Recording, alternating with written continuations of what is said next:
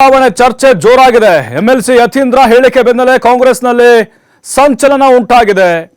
ದೊಡ್ಡದಾಗಿ ಸದ್ದು ಮಾಡ್ತಾ ಇದೆ ಈಗ ನಾಯಕತ್ವ ಬದಲಾವಣೆ ವಿಚಾರ.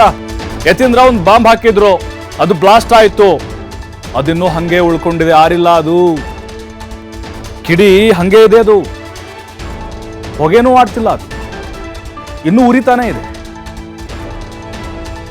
ಎಲ್ಲ ಗೊತ್ತಿದ್ರು ಸೈಲೆಂಟ್ ಆಗಿದೆ ಕಾಂಗ್ರೆಸ್ ಹೈಕಮಾಂಡ್.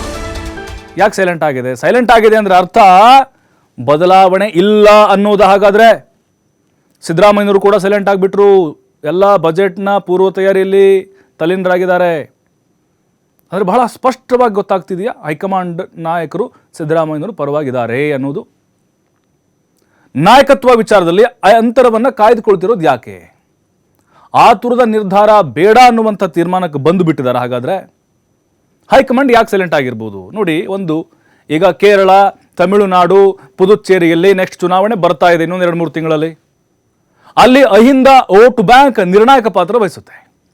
ಹೀಗಾಗಿ ಸಿದ್ದರಾಮಯ್ಯನವರ ಕೆಳಗಿಳಿಸಿದರೆ ನಷ್ಟದ ಬಗ್ಗೆ ಮನವರಿಕೆ ಮಾಡಿಕೊಡಲಾಗಿದೆ. ಹರಿಪ್ರಸಾದ್ ಸೇರಿ OBC ನಾಯಕರು ರಾಹುಲ್ ಗಾಂಧಿ ಅವರಿಗೆ ಮನವರಿಕೆ ಮಾಡಿಕೊಟ್ಟಿದ್ದಾರೆ. ಸಿದ್ದರಾಮಯ್ಯನವರು ಕೇವಲ ಕರ್ನಾಟಕ ಸೀಮಿತ ಅಲ್ಲ, ಮಾಸ್ ಲೀಡರ್ ಅವರು. ಅಹಿಂದ ನಾಯಕರಲ್ಲಿ ರಾಷ್ಟ್ರದಲ್ಲೇ ಮುಂಚೂಣಿಲಿದ್ದಾರೆ ಅವರು. ಈ ಕಡೆ ಮಹಾರಾಷ್ಟ್ರಕ್ಕೆ ಹೋದ್ರು ಟಗರು ಅಂತಾರೆ, ಈ ಕಡೆ ಕೇರಳಕ್ಕೆ ಹೋಗ್ತಾರೆ, ಬಿಹಾರ, ಎಲ್ಲ ಕಡೆ ಸಿಕ್ಕಾಪಟ್ಟೆ ಫೇಮಸ್ ಆಗಿಬಿಟ್ಟಿದ್ದಾರೆ ಸಿದ್ದರಾಮಯ್ಯನವರು. ಹೀಗಾಗಿ ಹರಿಪ್ರಸಾದ್ ಅವರೇ ರಾಹುಲ್ ಗಾಂಧಿ ಅವ್ರ ಗಮನಕ್ಕೆ ತಂದಿದ್ದಾರೆ. ಸಿದ್ದರಾಮಯ್ಯನವ್ರ ಪರವಾಗಿ ಕಾಂಗ್ರೆಸ್ ಹೈಕಮಾಂಡ್ ನಿಂತ ಕಾಣಿಸ್ತಾ ಇದೆ. ಇಷ್ಟೆಲ್ಲ ಬೆಳವಣಿಗೆ ಆದರೂ ಕೂಡ ನಾಯಕತ್ವ ಮುಂದುವರಿಕೆಗೆ ಗ್ರೀನ್ ಸಿಗ್ನಲ್ ಸಿಕ್ಕಿರಬಹುದಾ? ಬಿಹಾರ ಚುನಾವಣೆ ಸಂದರ್ಭದಲ್ಲೂ ಕೂಡ ಹಾಗೆ ಆಯಿತು.